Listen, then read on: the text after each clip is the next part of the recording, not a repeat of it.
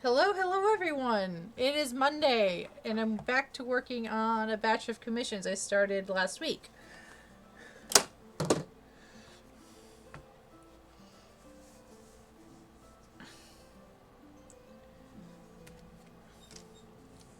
Hope y'all had a good weekend. Let's see, I think this was the one. Okay, so yellow eyes, purple eyes.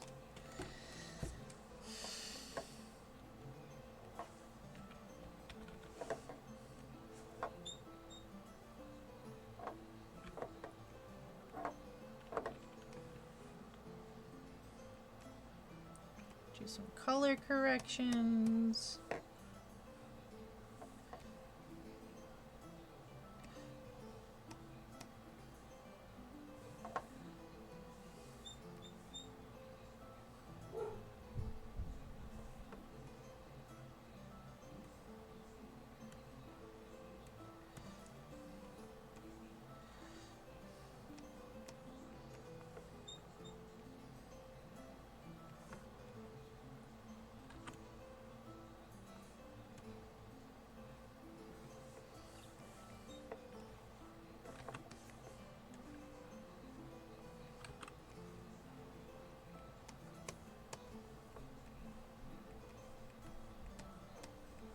Okay.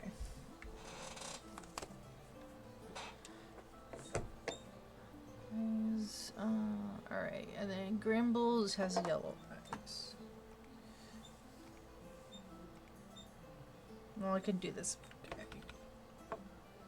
So you got green eyes.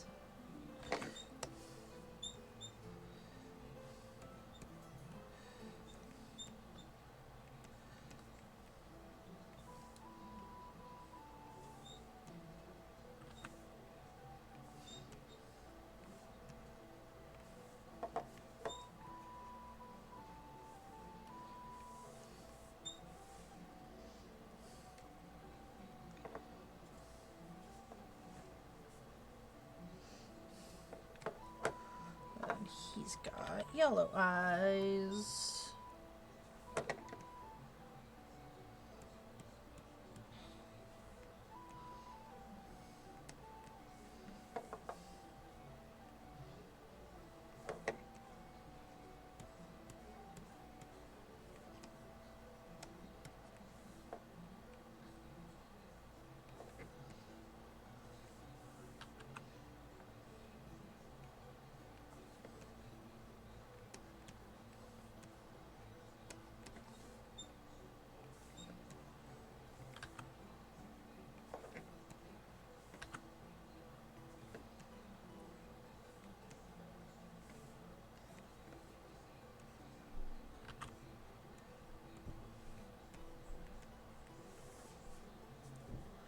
Alright.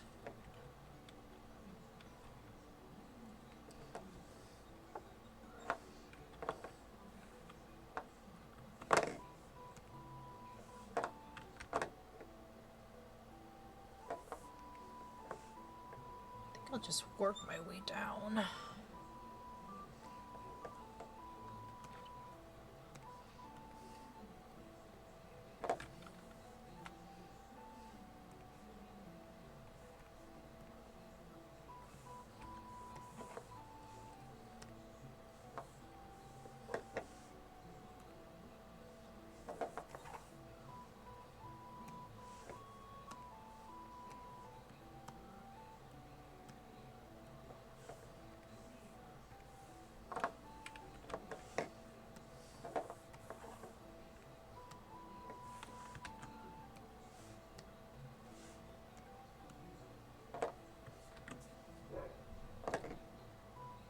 Just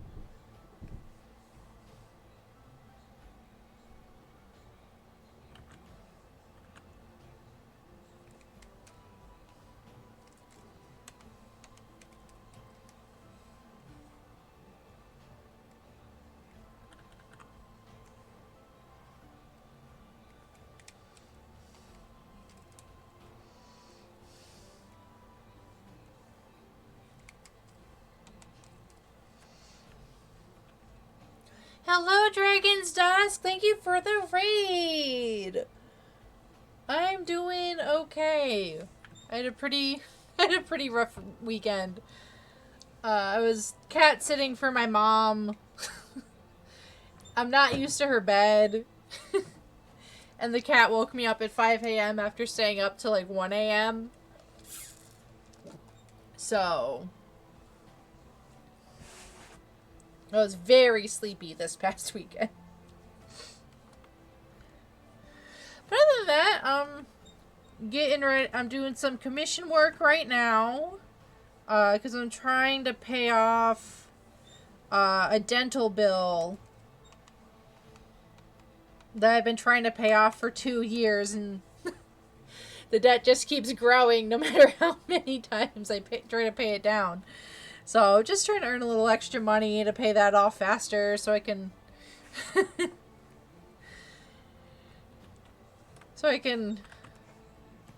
don't know, have a little bit more money for other bills. Possibly saving up for for a newer car.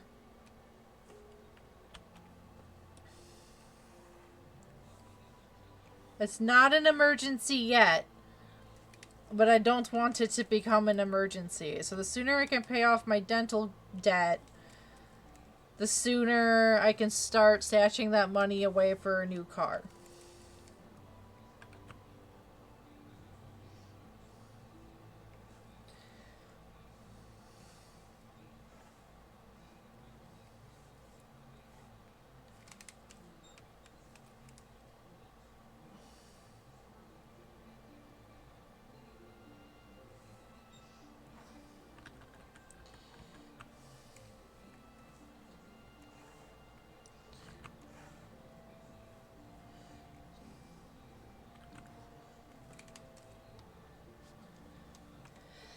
Yeah, because I think right now my monthly payment's like $200 a month. And that's not the minimum payment. I pay more than the minimum because I'm smarter than to pay the minimum, but still, it's not much higher than the minimum. So I'm just trying to be proactive.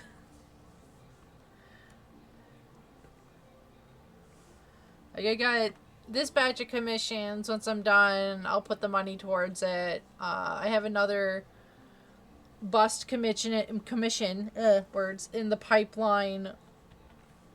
And once that's done, I'll put that money towards it. So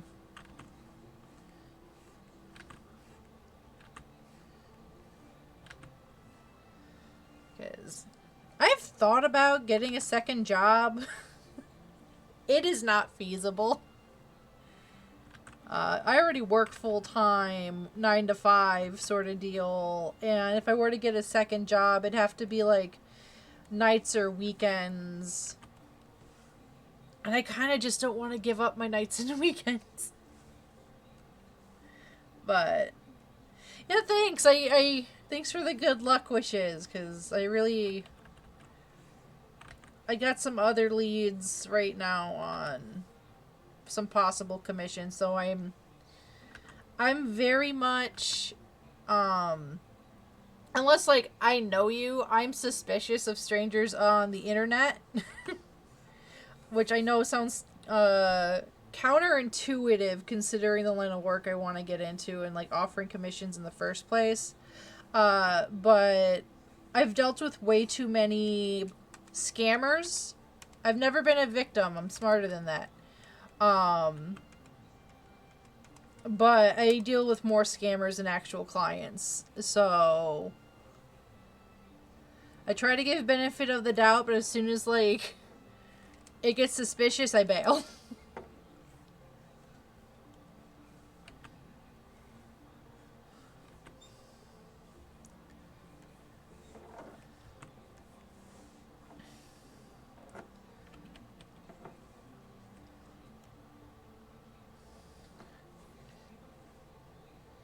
Exactly. You can never be too careful. Because, like, the amount of times I get some random person on, it's most prevalent on Instagram where I get a lot of scammers, where, like, they barely have a presence, or their profile is too big for their content, or, they're, again, benefit of the doubt if their account's on private, but my thing is, if, like, my gut is telling me it's a bad deal, I trust my gut. Like, I've had people who are like, oh, I want a pet portrait. Not my typical stuff. I do paint pets on occasion as gifts for family members. So, like, and I've put it up on my Instagram, so I'm not surprised when someone is like, hey. Oof. Yeah, always, you gotta protect yourself out there on the internet. There's a bunch of weirdos out there. So, yeah, I'm very suspicious. That's why, like, my typical process for commissions is, you gotta send me an email.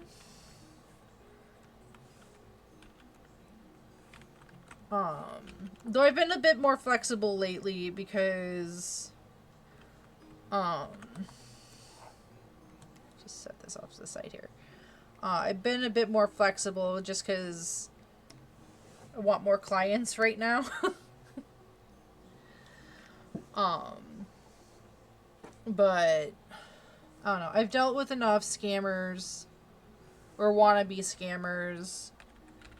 And I've had family members who have been victims of, like, online scams. So I'm very diligent.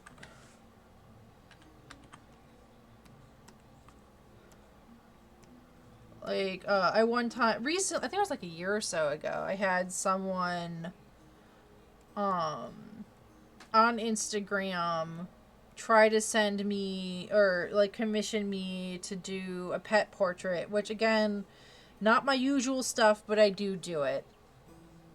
And, he just wanted a portrait of his dog as, like, of their dog as a present for their son or something, which I'm like, okay. And I'm like, okay, like, what kind of commission do you want? Like, what do you want? What would you like me to draw for you?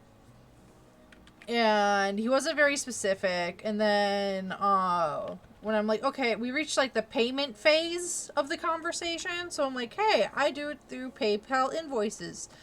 Please provide me your email so I can send you the invoice. And he's like, actually, I want to just send you a check. And I'm like, I'm sorry, I do not accept checks. I don't accept checks from strangers. Like, I barely accept checks from family members. And, I'm like, hey, like, just give me your email. I'll send you, like, the invoice. And then nothing for, like, 3 days. And then he messages me being like, hey, so how's the commission coming? And I'm just like, you haven't paid me yet. So I haven't started on it. And he's just like, oh, can I just, like, send you the money with a virtual check, but I need you to, like, transfer money. Because he's like, I want to send you extra, but if you could just, like, transfer the extra to, like, my son. And I'm like, no. Absolutely not. And then, like, he's like, oh, it's totally safe. And I'm like, yeah, sure. Because the amount of times my own mother's gotten, like, nearly scammed by, like, a check. I'm just like, nah. Nope. Absolutely not. So many red flags. So, one of the things I do to protect myself as an artist is that when someone sends me a commission inquiry, I check out their profile, like, immediately. Like, I'll check, like, if you're on social media, I'm checking out your profile if you contact me through that. Because I want to try and make sure you're legit.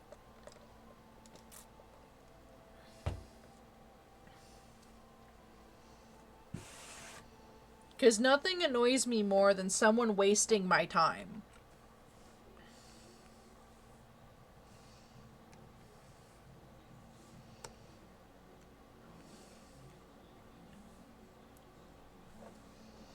So I'm very much like, I could be doing so many other things right now. I do not need to be, like, pulling information from a possible client like them pulling teeth. Like, I've even had it to where, like, someone's contacted me for a commission, and then they're like, oh, I need to get some more information from, like, my D&D party or whatever. I'm like, okay, cool. Whenever you're ready, I'll be here. And, like, there was, like, one time someone did that, and they to this day, they still haven't gotten back to me. And I'm just like, whatever. It's their money. If it's not a priority to them, then whatever. Probably not the best business side of things, but it's also like, hey, if they're not taking the initiative to spend their money, I'm not gonna hound them. Because, like, we were just in talks. We didn't agree on anything. So I'm just like, okay, well, I guess they changed their mind or they forgot, but whatever. Moving on. Actually, I think I want to do this on a separate layer real quick.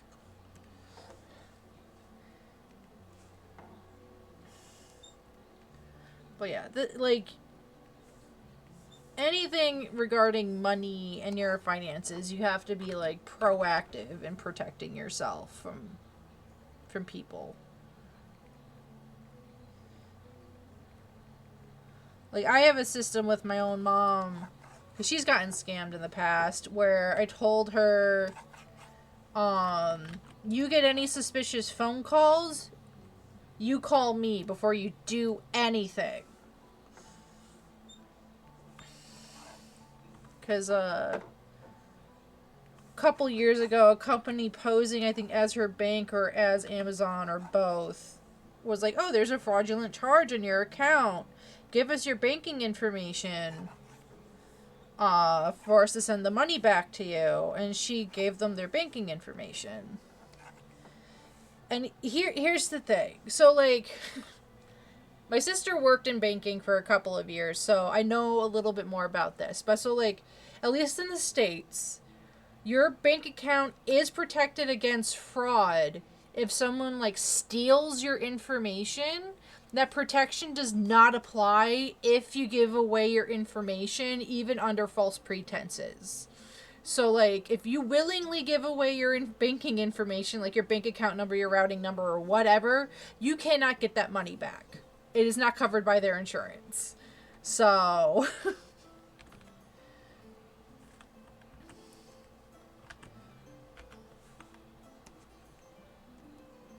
it is... it's crazy, but that's just kind of how it is.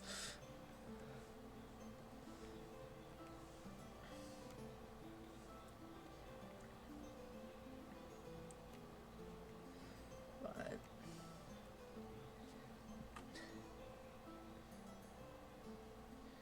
oh, yeah. I've gotten calls from the fake IRS saying, if you don't pay us, we'll call the cops. And I'm like, okay, bet. And I just hung up.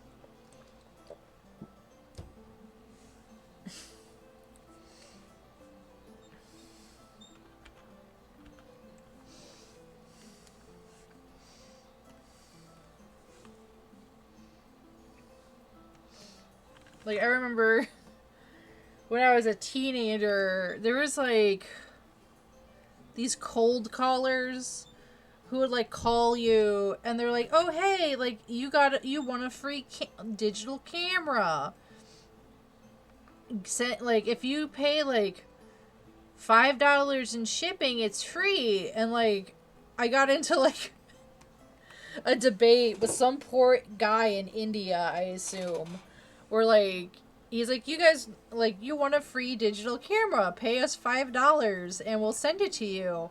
And I'm like, well, if I have to pay for shipping, it's not really free. Like, if you're asking me for money, it's not free.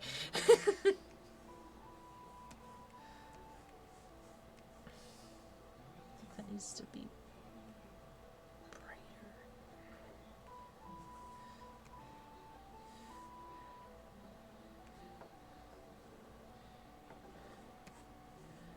It looks better. I think it needs to be more orange.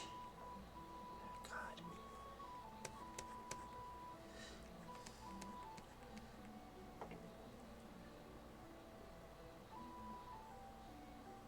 Yeah, I've heard of those scams too. There was one real big one going around in like the early 2000s, early to mid 2000s. I was in like high school, middle school when this one was going on. And it was like on Oprah. Like people were like a lot of people were talking about these scams about like people winning like a lottery in Switzerland or something, and they would win a lot of money. And my mom got one of those in the mail, and like we're hard up for cash like all the time. And she was like, "Oh my god!" And I'm like, no. Do you remember ever entering into a lottery in another country? That's fake." And then she's like, "No, it's not." And I'm like, "Well, then take it to the bank. Don't cash it or anything. Just take it to the bank."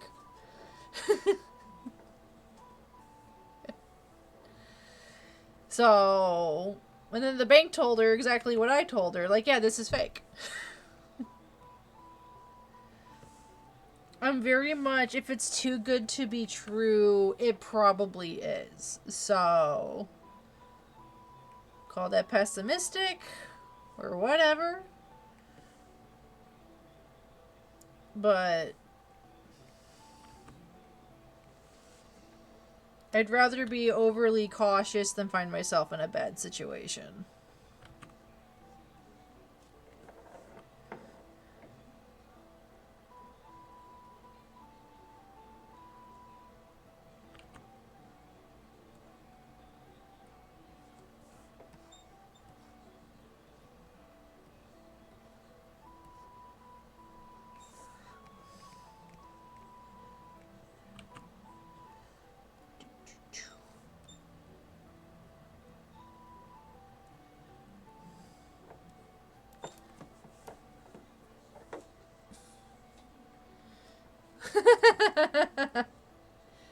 Hey, at least it was like a low stakes situation, you know? Like if you're gonna make a mistake like that or have a learning moment, it's better it's on something small than something big.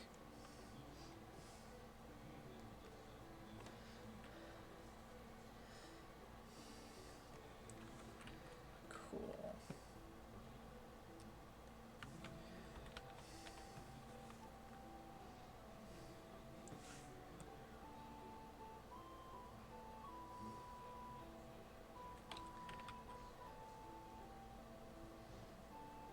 Exactly. Like, probably not the same sort of scenario, but when I was a kid, I really wanted to buy, I really needed money or something, or I wanted to buy a new video game.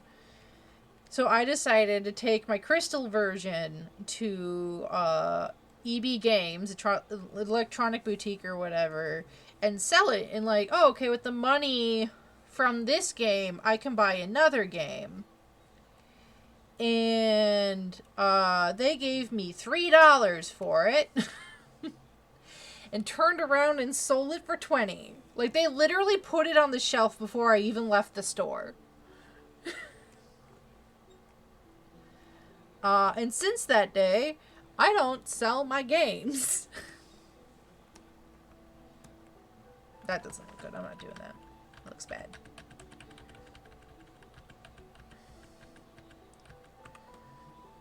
So. Yeah. Yeah. Because, like, growing up, EB Games, GameStop, all those secondhand stores, like, their advertisements really made it seem like, oh, you sell games. And you get a bunch of money. And then it's like you go and you get, like, nothing. Basically.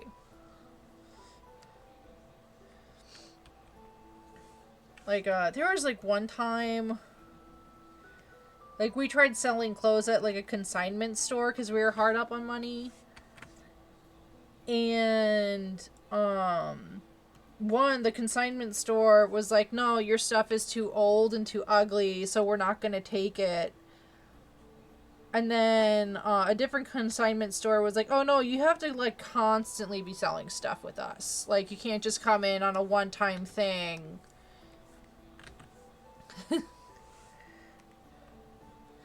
Well, here, like, that's the thing, is, like, with the store credit ones, they would always give you a little bit more money with the store credit, because it keeps the money in their system. Like, they already have that money. They gave you a credit. And I'm just like, no, I want to, like, I don't know, and growing up, the case was, I want to help buy groceries. Your gift card is useless to me. I can't use that to buy milk for the house.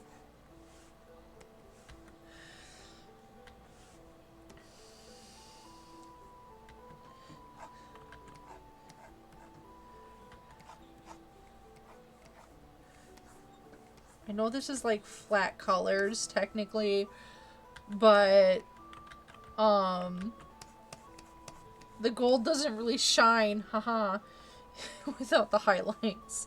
So I'm gonna give them a little extra detail as a treat, so it looks good.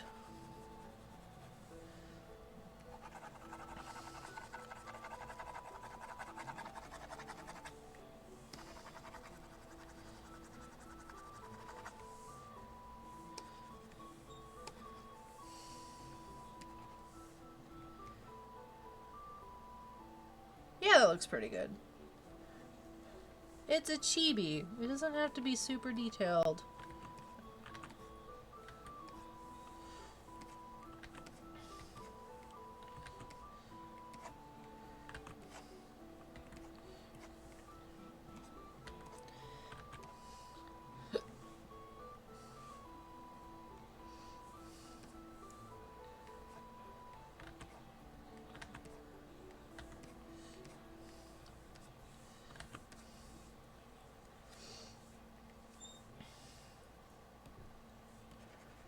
Little gold rendering as a treat.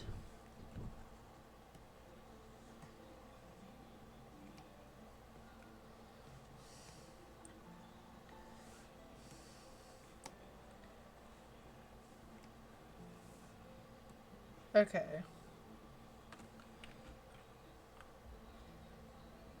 Think. Do a little bit there. Actually, a little bit there. There we go, that looks better. Alright. That one is done. But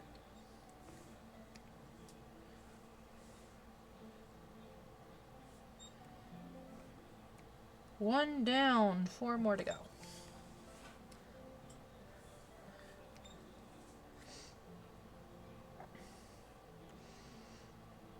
Honestly, I have to say, I think this little dude, this little Warforged right here, I love their design concept so much.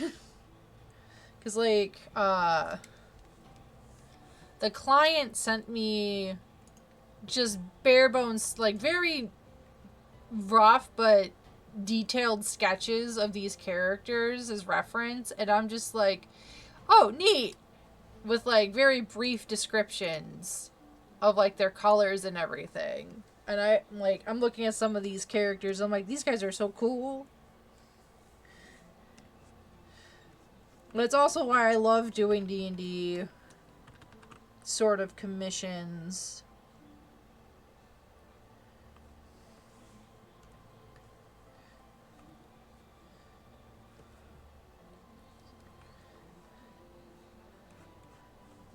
Because everyone's so creative.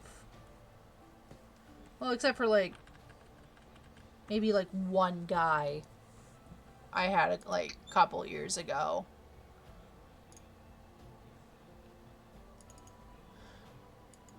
I think that client just wanted me to draw, like, a crusader. Like, no flair, just a crusader. And I'm just like, boring. Like, could have done better.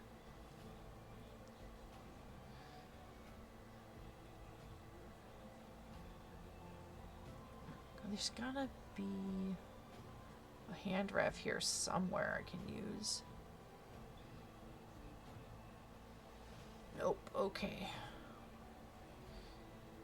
But alright, we're gonna have to get a little more detailed with the hand. This was just a rough sketch I did last week. And I know it's a hand. It's just I can't ink based off of that. So hold on. Pinterest.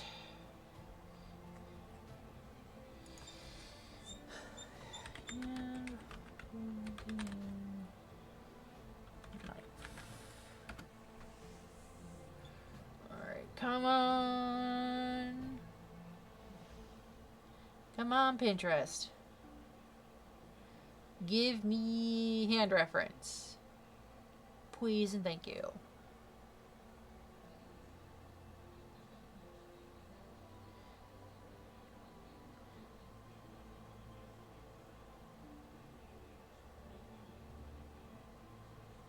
That hand's kind of close. I could work with that.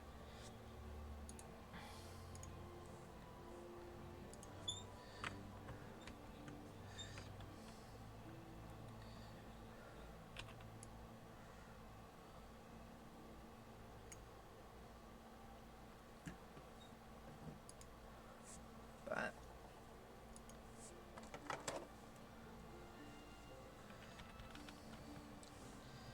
cool. So keeping in mind that this is chibi, so the simpler the better.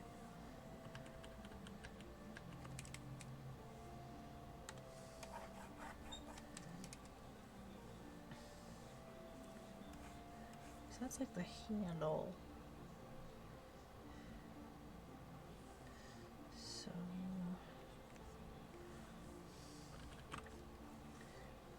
what was the other handle?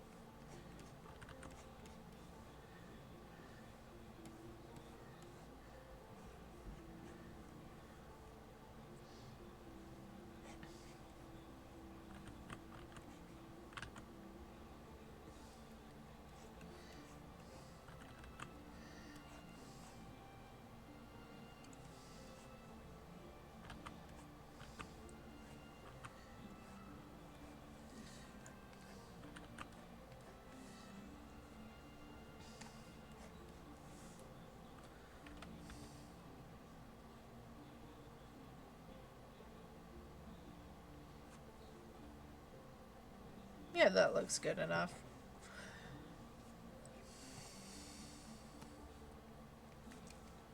All right.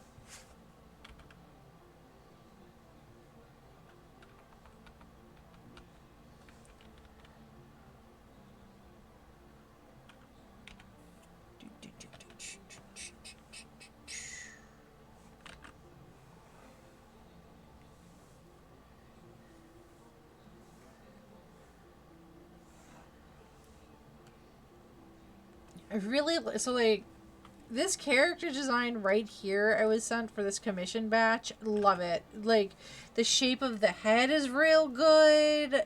The theme is really good. I'm just... You got little bug friends. It's a good design.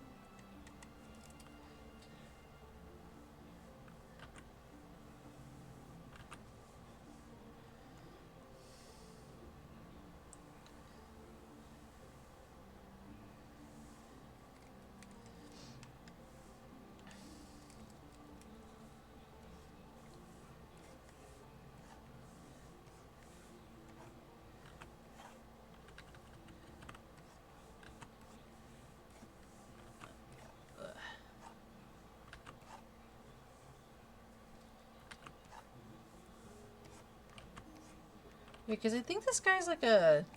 Let me check the sheet they sent me. They're a ranger and has a swarm of scarabs. Which is really cool.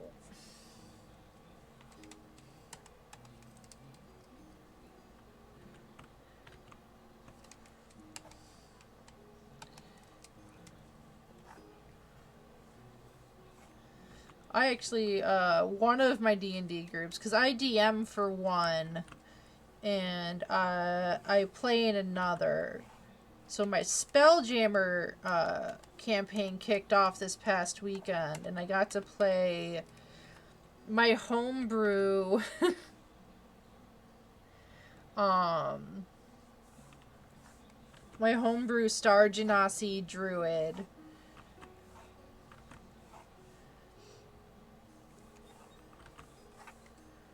Who is quite literally a fallen star.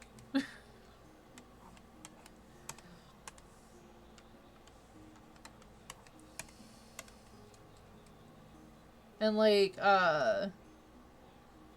they're nonverbal, they're mute.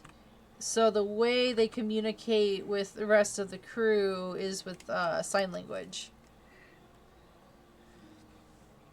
And the DM and I like discussed it ahead of time that there's just like since it's Spelljammer as the setting, we just agreed that there's like a universal sign language that everyone uses, because you got people coming from all sorts of planes of existence in Spelljammer. So I'm like, there would be some sort of common sign language everyone would use for easier communication. Because even within like at least within Native American history, there will be like tribes where they don't have the same spoken language, but their sign language is either similar or the same, so they can still communicate even though they don't speak the same language. So that's kind of like where that idea came from. So whenever my character talks, quote unquote, they're just speaking in sign language.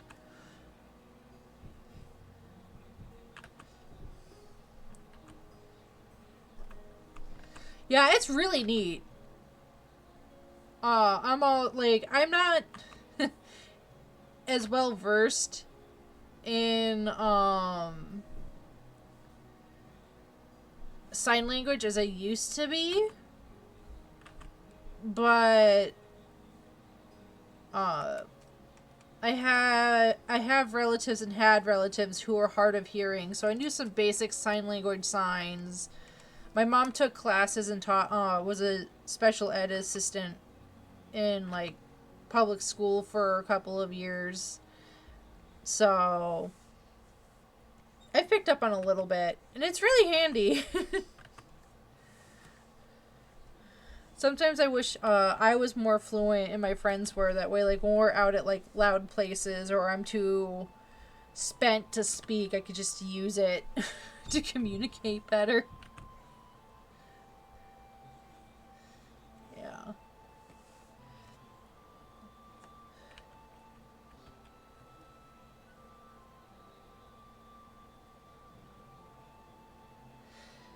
Yeah, so sign language is really hard to get to access. I'm in an area where there's like a college nearby that provides like sign language courses. I know one of the colleges I attended provided a sign language course.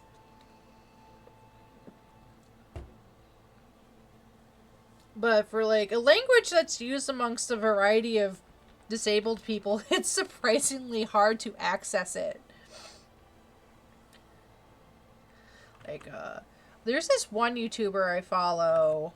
Um, she's partially deaf, I think.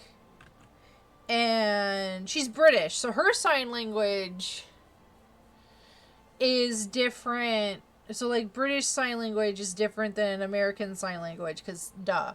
Um, and, like, in her earlier videos, she would, like, sign, like, at least a basic greeting, like, hello, or whatever, when she, like, started the video. And, people were complaining to her that she was using the wrong signs, and these are all like people from other countries, and I'm just sitting there going like, well, yeah, of course, like British sign language is going to be different from American sign language, which is going to be different from like Australian sign language, because like they were all developed separately, like, you know, the spoken languages for the most part. So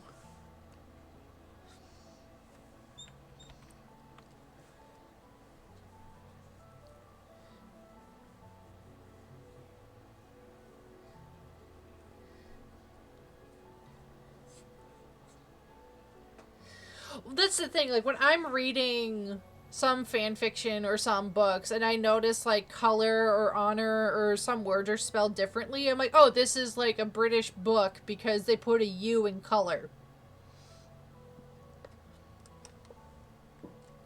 And I'm like, okay, whatever, moving on.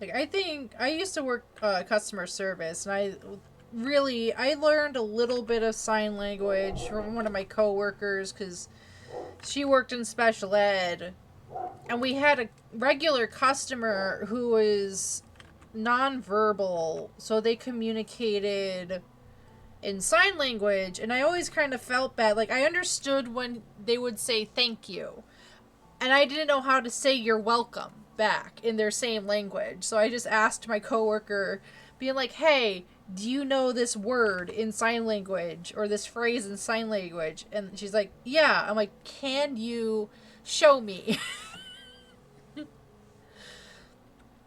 Because I'm like, we get this one regular customer in, and he always says thank you in sign language, and I know what he's saying, but I do not know how to respond in a way that I know he can understand other than reading my lips.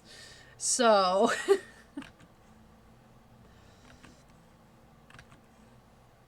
uh, and like, when I think the first time I said you're welcome in sign language to this guy, he was so happy.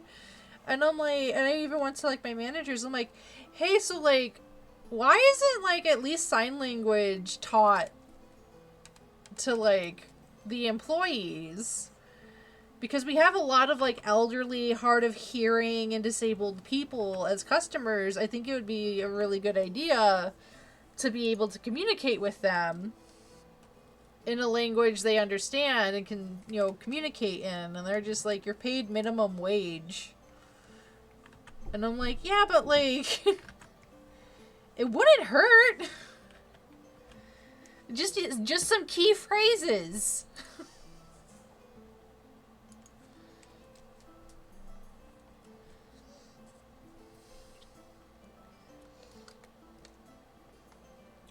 Yeah, there was a few times when I was younger, I would consistently lose my voice at least once or twice a year. Um, just because I'd get sick or There was one time I lost my voice wasn't because I got sick. It was because my sister and I decided to spray paint an end table without any PPE.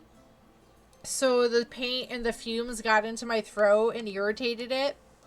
So I couldn't speak for like a week. And then I got my voice back, and then it was like homecoming week at school, so I lost my voice again for another week.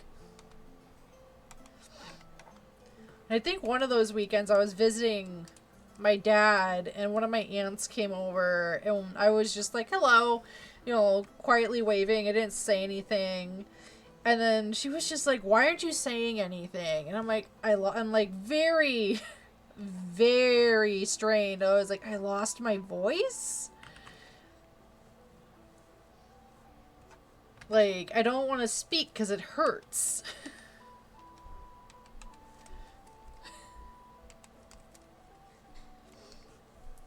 Like, there was one of the times I lost my voice, I was at, like, Subway with my mom, and I couldn't communicate with the person making my sandwich. So, like, as we're waiting in line to get, like, to make our order, I was, like, writing out all of the toppings and what sandwich I wanted on my phone. And just showing my mom my phone.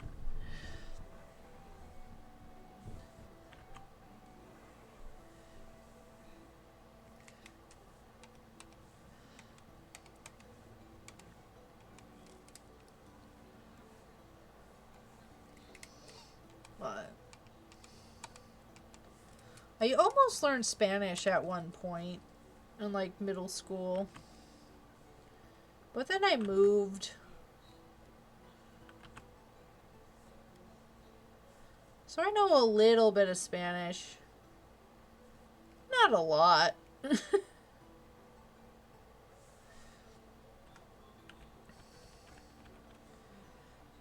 So I think technically at one point when I was a kid, I was in a preschool that was like mixed language. So they started teaching us a little bit of Spanish, mostly like colors and numbers. And I was okay with it. My grandma, on the other hand, was not.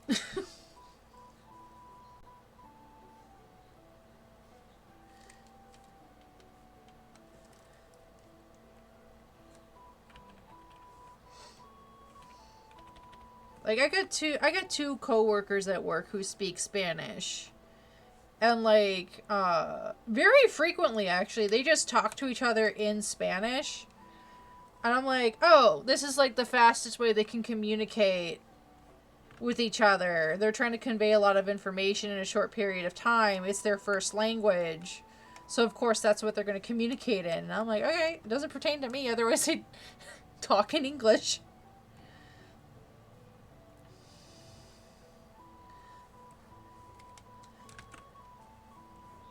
It doesn't pertain to me. Alright.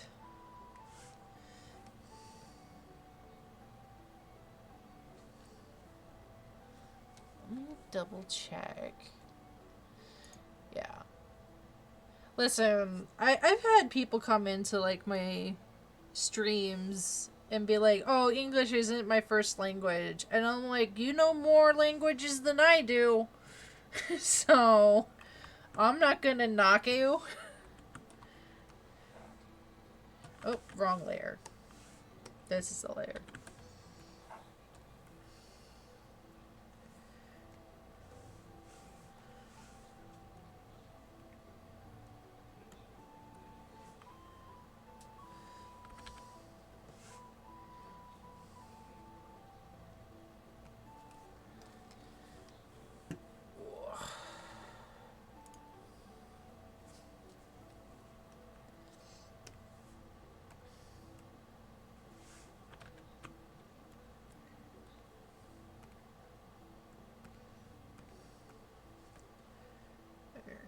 Between...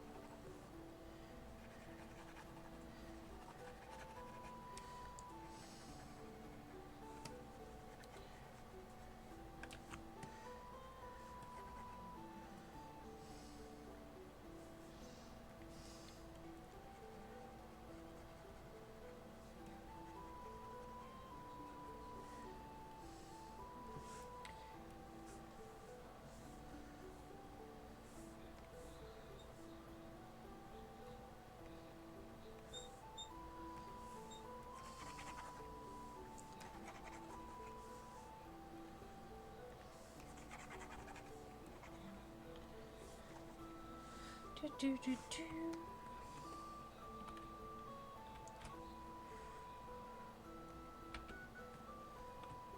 There we go.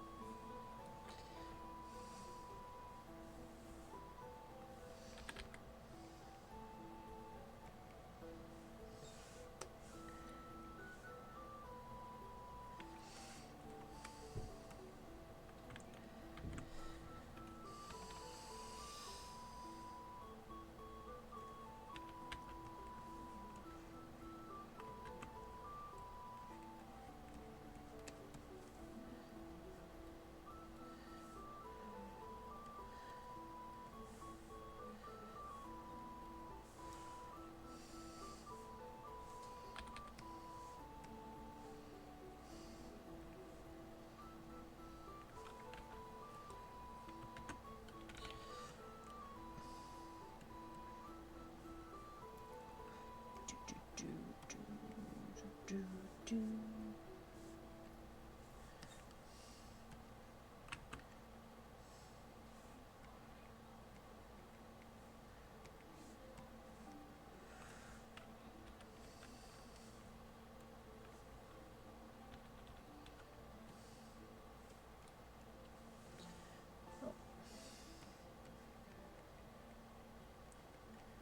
There we go.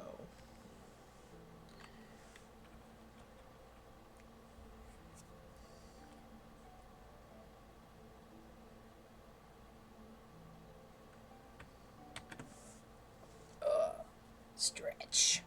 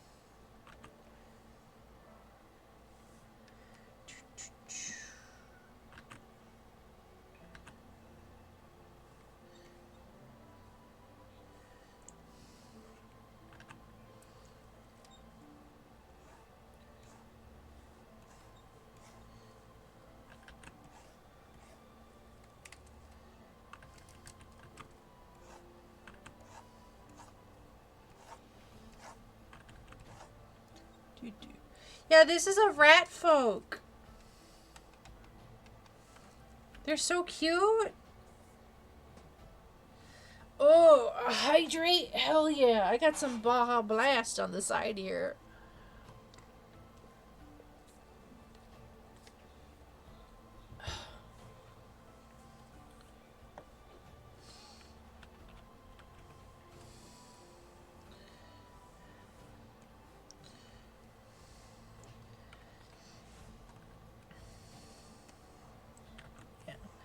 Like, I kind of enjoy getting like the animal folk as commissions because I usually just draw humanoids and humans.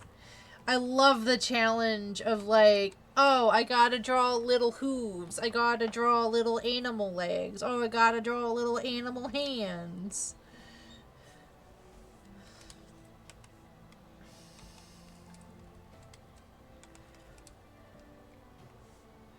Like,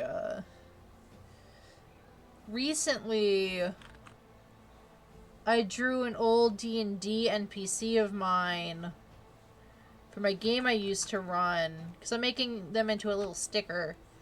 And they're a kinku. So they're a little bird guy. And I had to relearn how to draw little bird guy features. The feet were kind of hard. But I figured it out.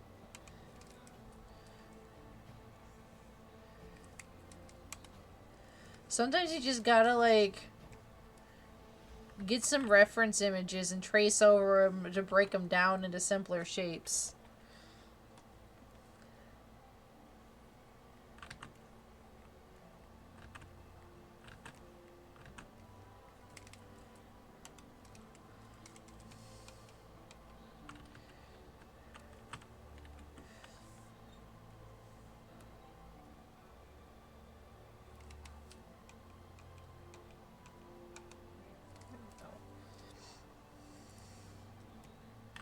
I mean, yeah, you gotta have some patience for art.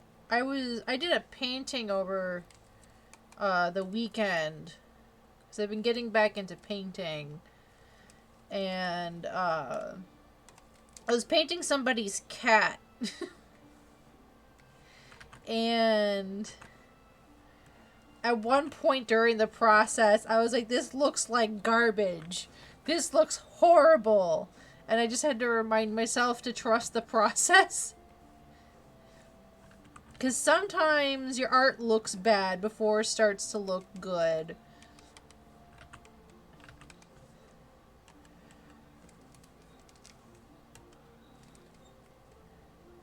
And it turned out pretty good, so... Look, I showed it to my roommate, and they were like, "This is beautiful. This is so cool." And I'm like, "Thank you."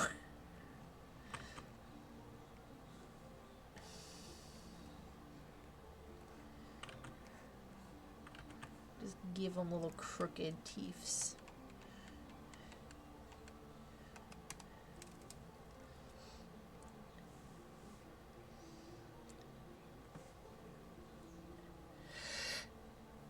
Oh, no, that's the thing, is like, whenever... Because I get that a lot. Like, "Oh, you've got a talent for it." And I'm like, I mean, I guess. I've been doing this for as long as I can remember. And I'm just like, it's a skill. I went to art school. Very briefly. But I went to art school to get better at this. And I'm always drawing. So...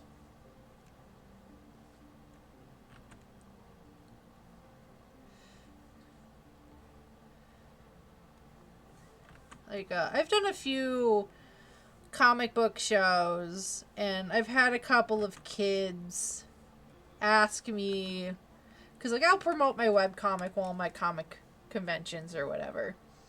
And I get a lot of little kiddos being like, "Hey, I want to do a comic.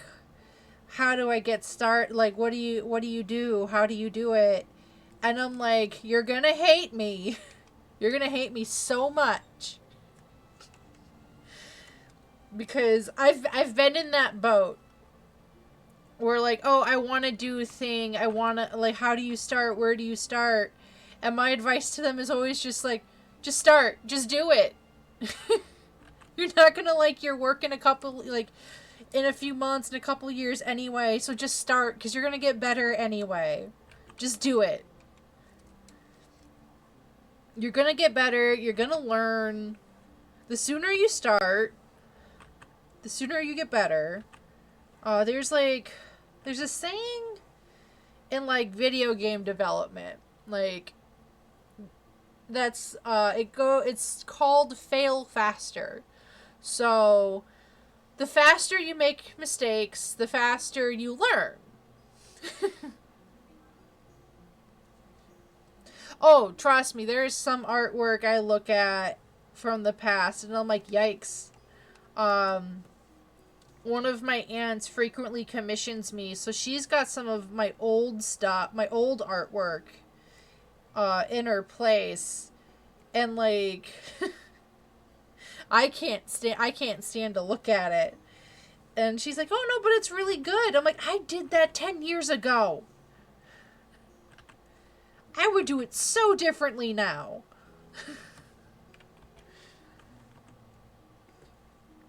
But that's just, like, part of it. You know, you always look to improve.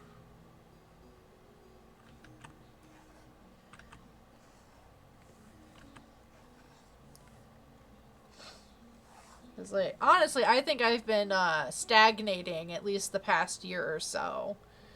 So I need to figure out how to break out of that. And I honestly think doing a bunch of paintings, like acrylic paintings for Art Fight this year, is kind of helping me break out of it a bit.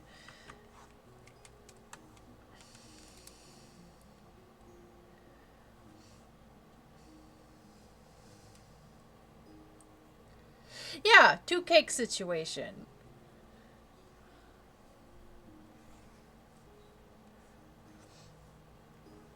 Like, part of it, like, I try not to sweat it too much when it comes to my art. Like, I want to be professional. I want to get paid to do it. But, I don't know, if I just put too much stress on it, then it's not fun anymore, and it stresses me out. And then I kind of just burn out and crash. I don't want to do that.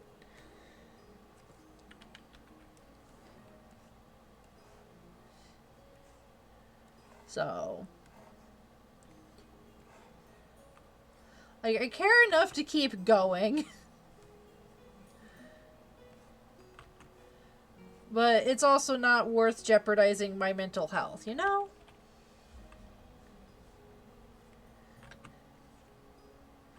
Mental or physical health. It's not worth jeopardizing.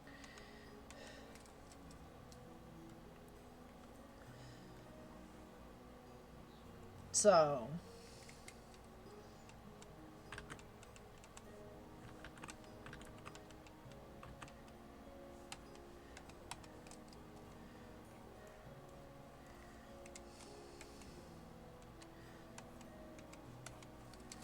because, like, when I was in high school, I wanted to be a manga artist, which I kind of am. I do comics more than manga style.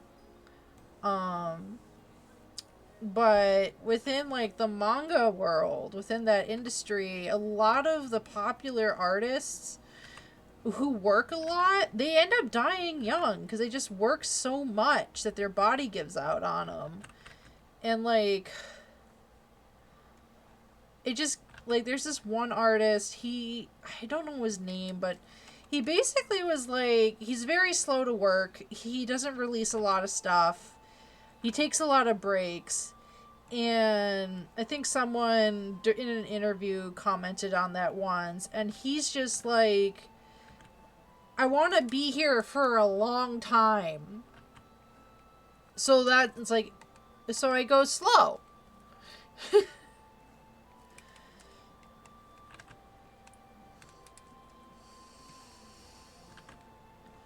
And that's kind of just like how I am right now. I'm like, I'm not as fast as I would like to be, but I also keep in mind that I work full time.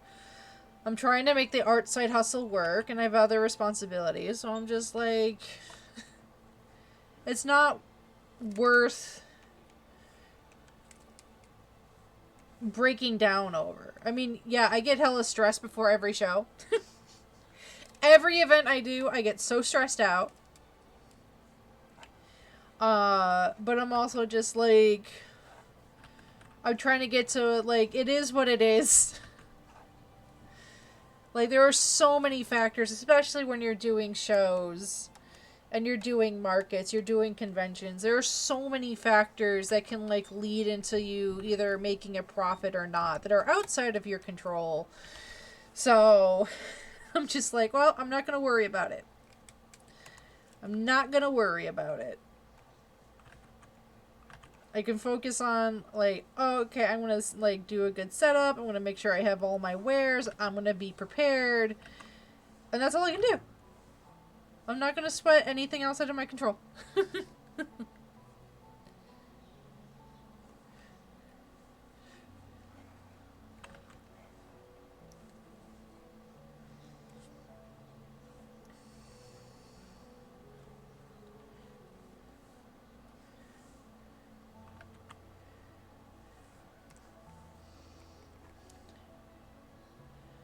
that doesn't make any sense. Hold on.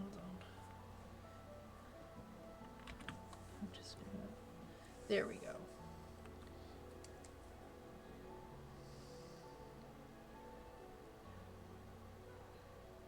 Oh yeah. Well, like, I'm also fortunate to where my roommate used to do like events and conventions and shows. Um, she used to sell vintage styled dresses and stuff that she made.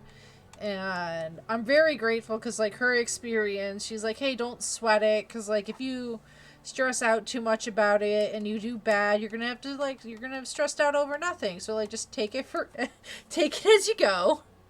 And don't stress too much. You're going to get yourself worked up over nothing. And I'm just like, that very sound advice.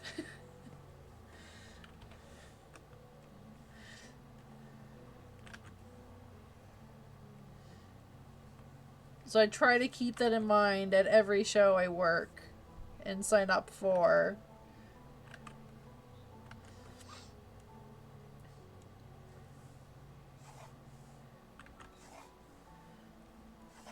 Because I have the privilege where I have a day job, so if a show doesn't go super great, I can, it's not the end of the world. Just things are gonna, means things are gonna be a little tight for a while until I can recover. Have a good night. Thanks for hanging out with me, Dusk.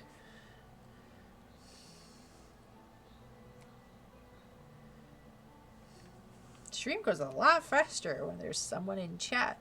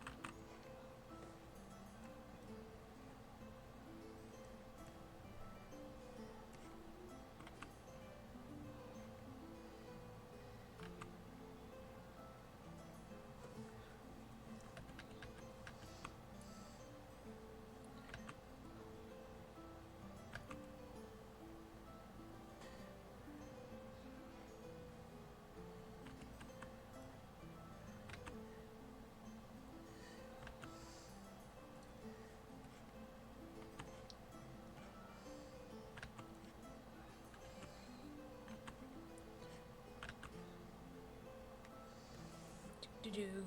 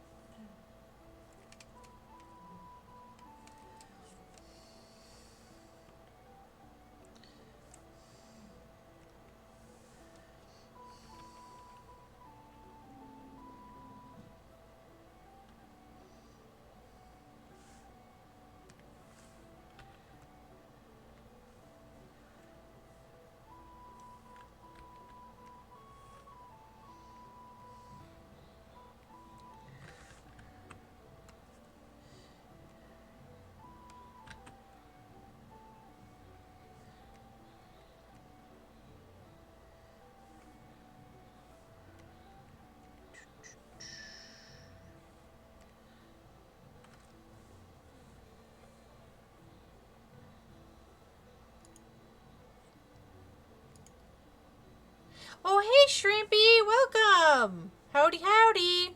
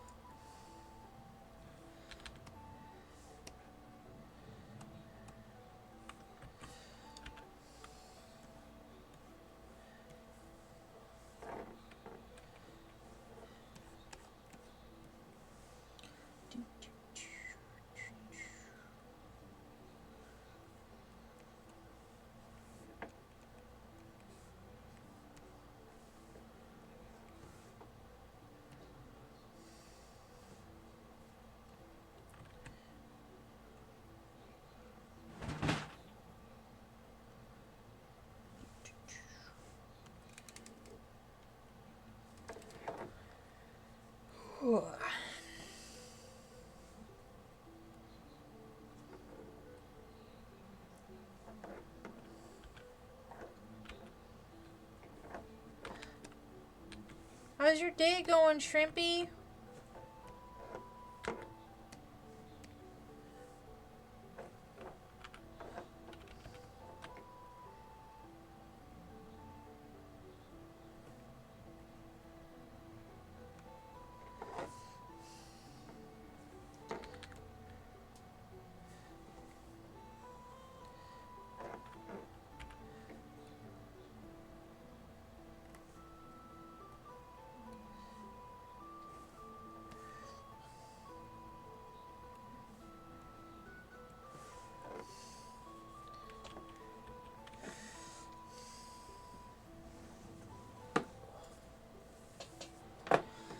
I need to stretch a bit.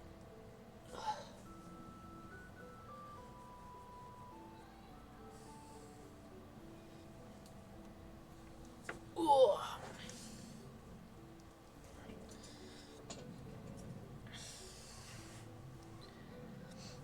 right. Excuse me.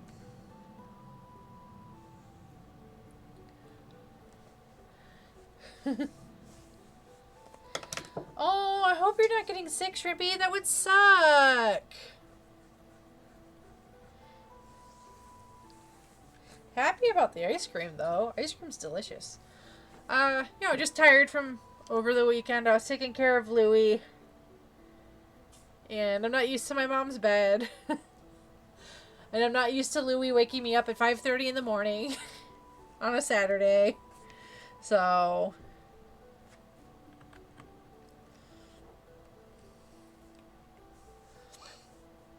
I'm a little eepy. Just a little bit. A little sleepy. But alright. Another one done. That's 3 done. Hell yeah. The most complicated ones are next. Great.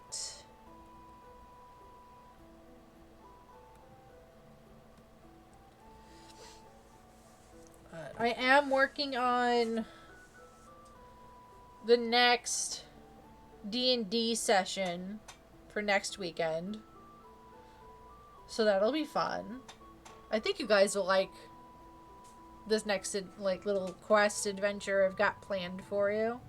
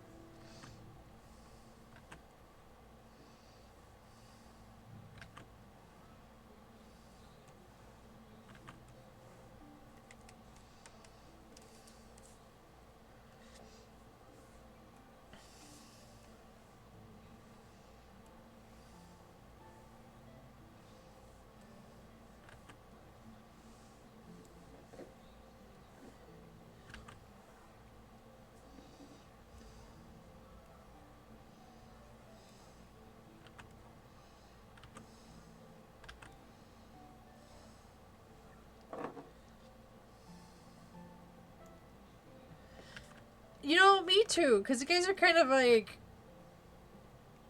actually out on the adventure now.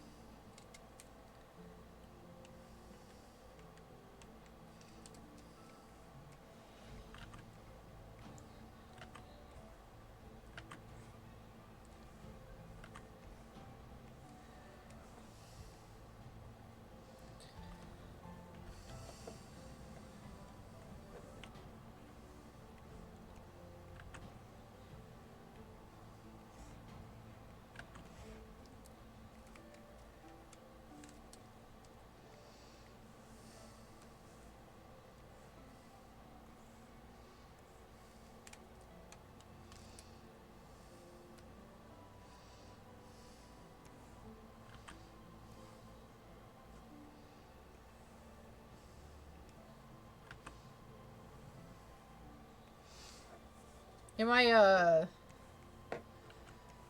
Spelljammer group, we have another session this weekend. Because everyone's available. And I'm like, yeah, I can put off my Saturday plans for a couple of hours. Because my Saturday plans are just going over to my aunt's place. Because she's having a moving sale. So I want to pop by and see if I can get my bag of color pencils back. She's had them for over a year.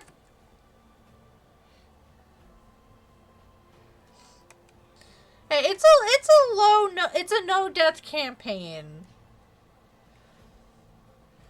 I think at worst, if someone does go down to 0 or death saving throws, I think maybe you'll just have like a couple points of exhaustion, or like you'll be out of the, like your character won't be able to do much for a little bit. That's all. I'm not gonna kill you. That'd be sad.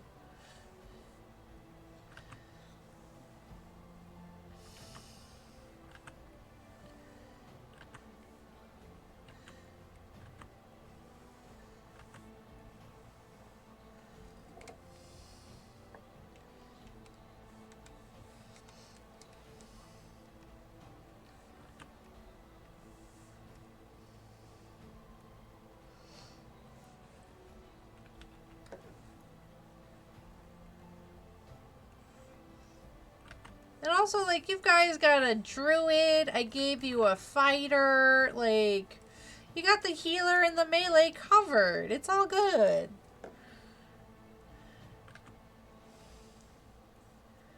I'm never gonna actively go out of my way and try to kill all of you.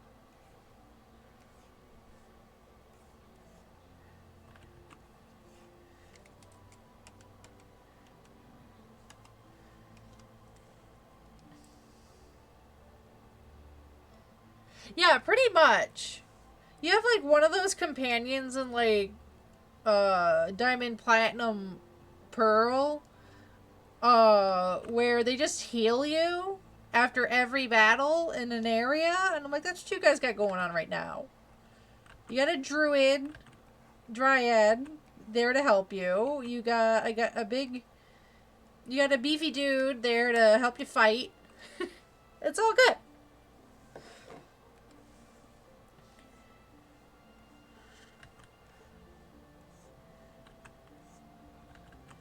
Because I was, like, telling some of my other D&D friends, IRL, about, like, the gist of it, where, like, oh, it's a rescue mission. I've got a rogue, a wizard, and a sorcerer. And one of my friends was like, that is a really bad party. That's very squishy. And I'm like, it's fine. I gave them NPCs to take in the party with them. It's all good.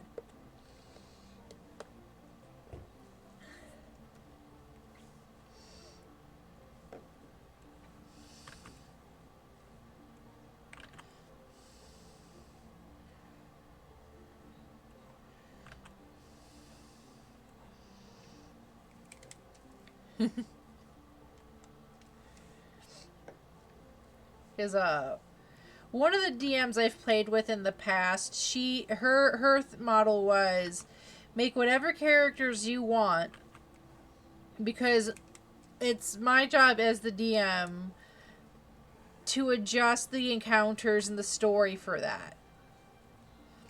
And I took that to heart, where it's like, you guys don't have to worry about party composition, because it's my job to adjust the like challenges and encounters to whatever you guys choose.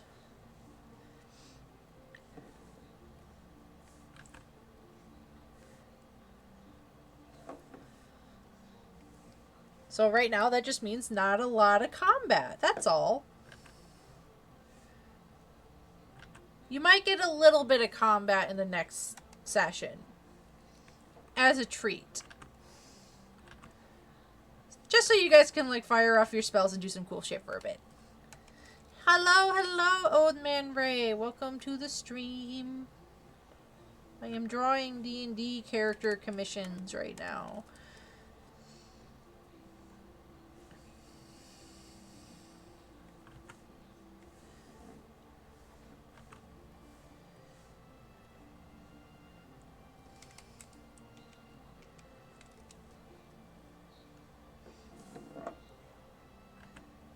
Just drawing an orc with a hurdy-gurdy.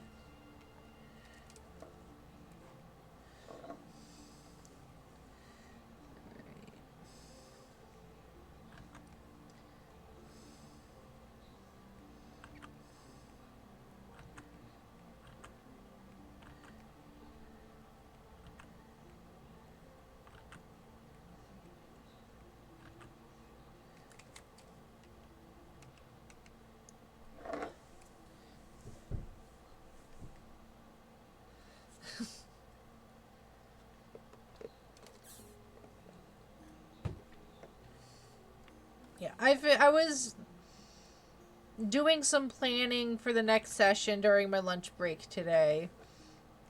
I had an idea originally of what I wanted to do, but that has changed. I changed my mind.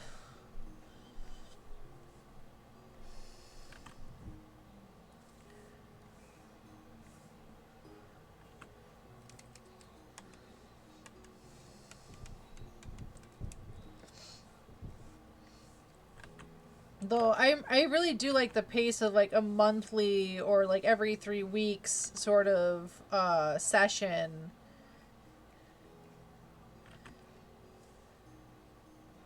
Because it gives me plenty of time to like brainstorm and plan. I do very loosey-goosey planning anyway. But if I decide to change my mind, I have time to adjust. That's kind of like the opposite of one of my friends. My friend who's running our Spelljammer campaign, he will plan out stuff months in advance. Because he does, like, similar to me, he does character art for all the for all the major NPCs. Like, oh, what was it? This past week, since it was our first session, we met, like, 4 major NPCs who are all reskins of NPCs from one of our previous campaigns. He just reused the character concept and just made the art more piratey, and that's it.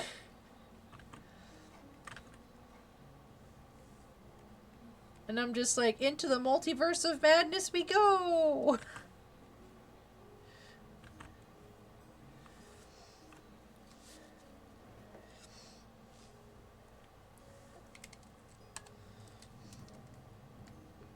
Because, like, there's a few NPCs you guys have run into so far in the campaign I'm running where they are character concepts for secondary characters for my webcomic. who may or may not, like, they're not showing up in the comic anytime soon. So I'm like, these are like the prototype. This is where I get to figure out what this character is like. I get to get in their head a little bit.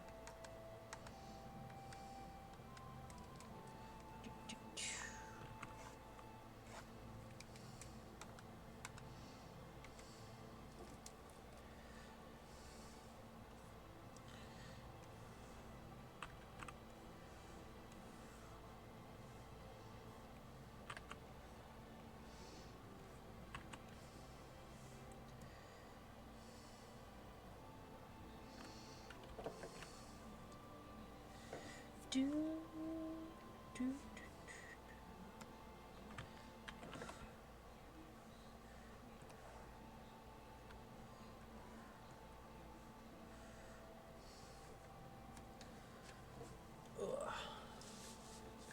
Alright. I think this might be the last chibi for the night. I was so close to finishing this set. It's fine. I'll finish the other one throughout the week.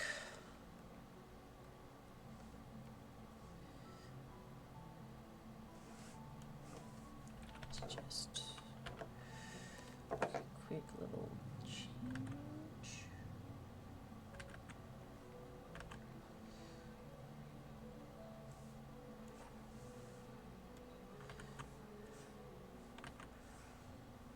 There we go. Drop in my stylus.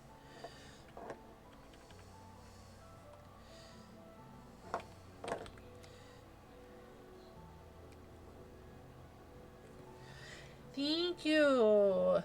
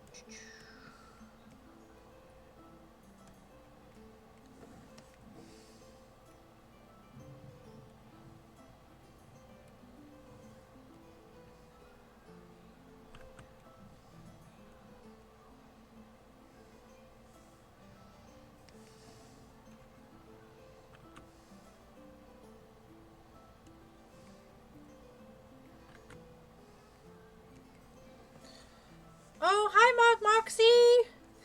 Thank you!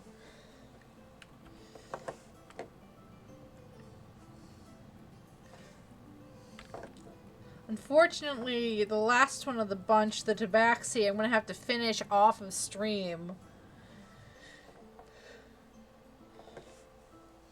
Because it's almost to the end time. I could probably start inking it.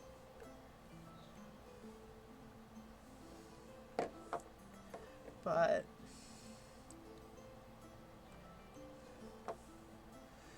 alright.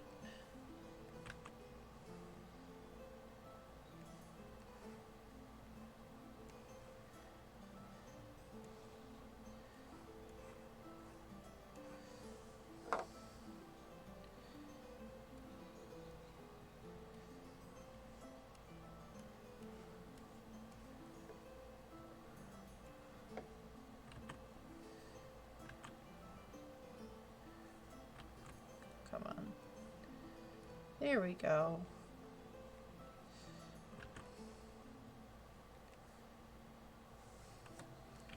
He's a distinguished gentleman. Look at him. Oh, wrong buttons.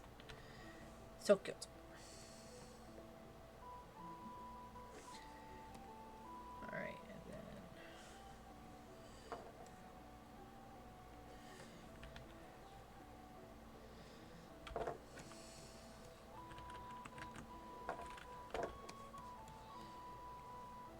give him little glasses.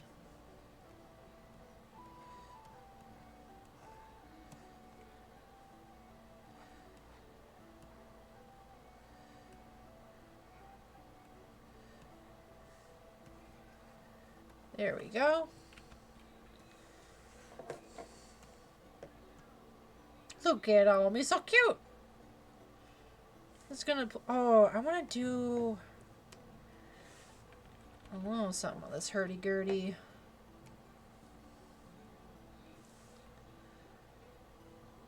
I think I want to do...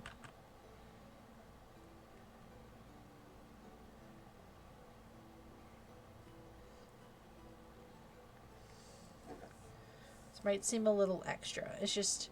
The hurdy-gurdy seemed a bit plain, so I'm just going to add a little bit of detail here.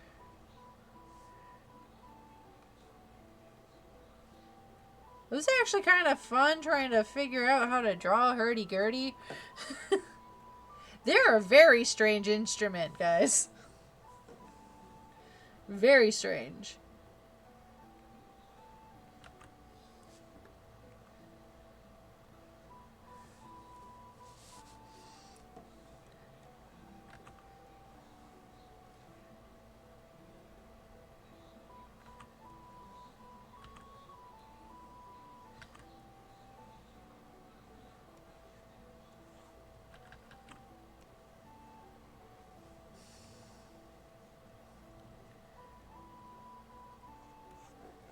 That's better. Yeah. I like that. Looks good. Picasso.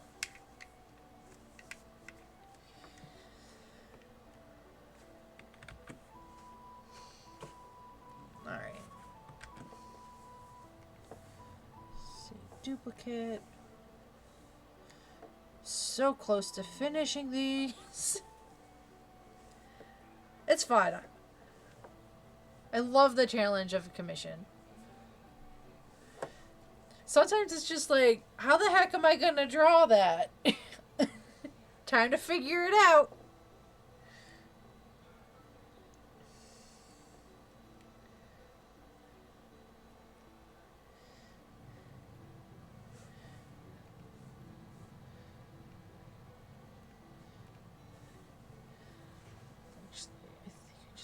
Sketch color, there we go. Oh, did not want to do that. Just want to...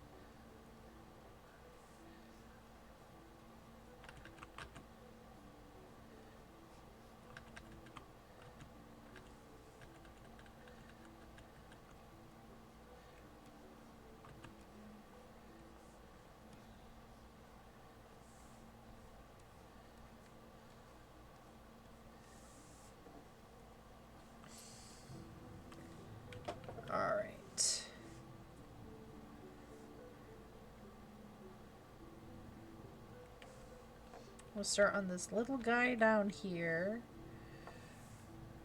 Alright. I've got 10 minutes, huh? Till the end of stream. Yeah, we'll just try to get this little guy inked and ready to go. I'll worry about the rest later. I can always bring it to work with me. There's always tomorrow night, too.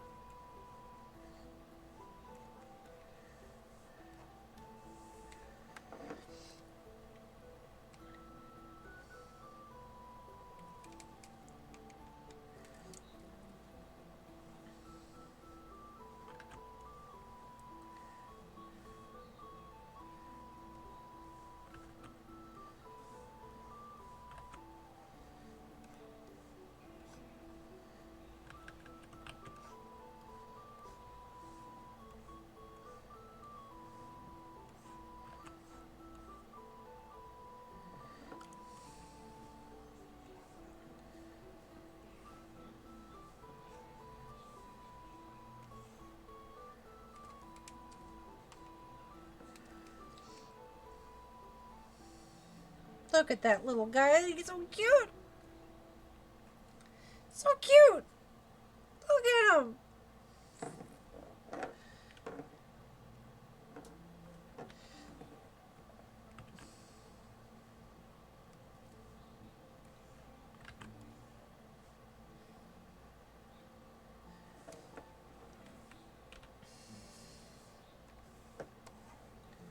All right.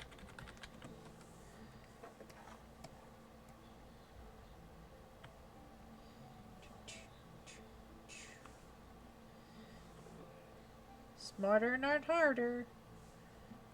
Get that up in there. There we go.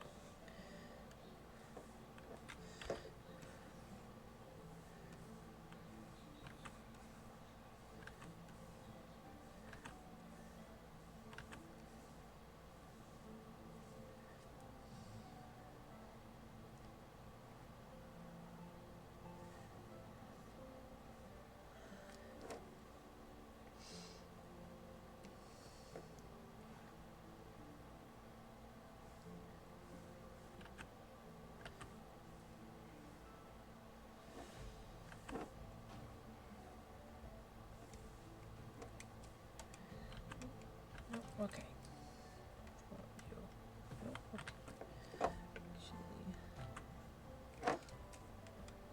There we go.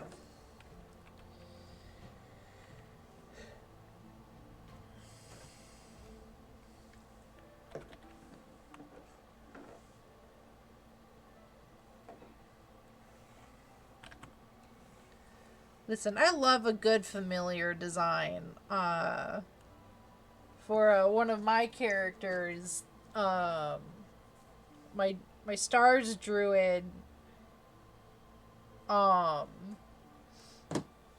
they're gonna get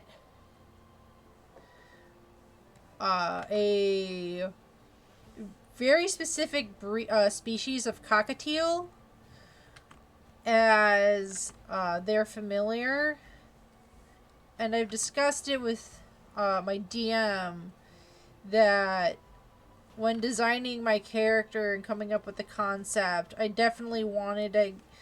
Basically, if there's an option to have a familiar, I'm gonna take it because I like my little Blorbos having little pets. So, I wrote down that the parrot is a rescue. And my character is nonverbal, they're mute. And I'm like, this parrot is the most foul-mouthed being you have ever met.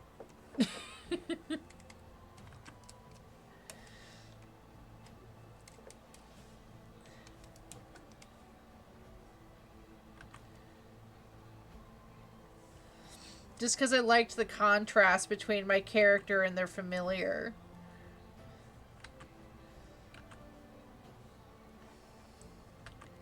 Because usually I do like complementary familiars or contrasting familiars.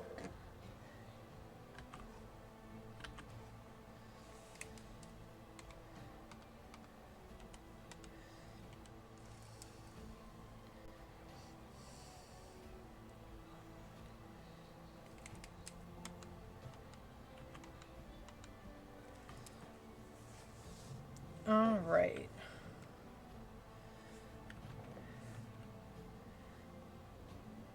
Alright, well, that looks pretty good for an endpoint tonight.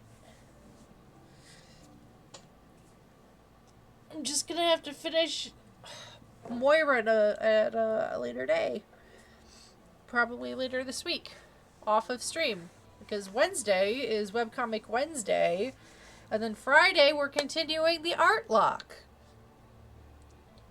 We're gonna be doing some level grinding now that I've figured out how to fast forward, basically. So grinding won't take as long. Hopefully by the end of that stream we can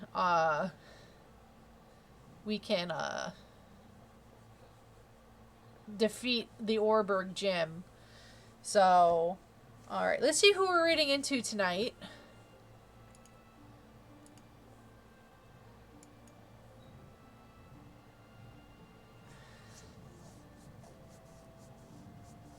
I love a foul-mouthed bird. Oh, did I not change?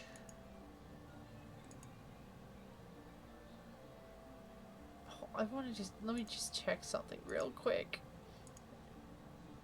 Oh my goodness, I never changed the category back to art for the entire stream. Oopsie daisies. Let me just, fix that. There. Oops. That was my bad. Let's see. We're gonna raid into Emmy Rue. She's doing a Dead by Daylight thing. Looks like she's on break right now, but looks like she'll be back. So we're gonna raid into Emmy Rue. Again, I will be back on Wednesday with Webcomic Wednesday. I'm starting a whole new page of Tale of Cain because a page comes out this week on Wednesday on my DeviantArt, Webtoons, and Tapas. It's already out on my Patreon, so keep an eye out for that. Updates will be posted on Wednesday. With that being said, have a good night. Take care of yourselves, stay hydrated, get some sleep, and I'll see y'all soon.